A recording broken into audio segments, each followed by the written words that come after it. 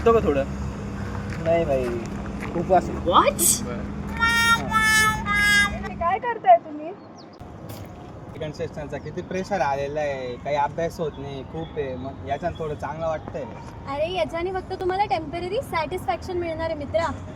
मग काय करायचं काय आम्ही? ह्या जगात स्ट्रेस कुणाला नाही, माझ्या फ्रेंड्सला पण आहे. मग करायचं काय? Take a deep breath, talk to your friends and family, plant a tree.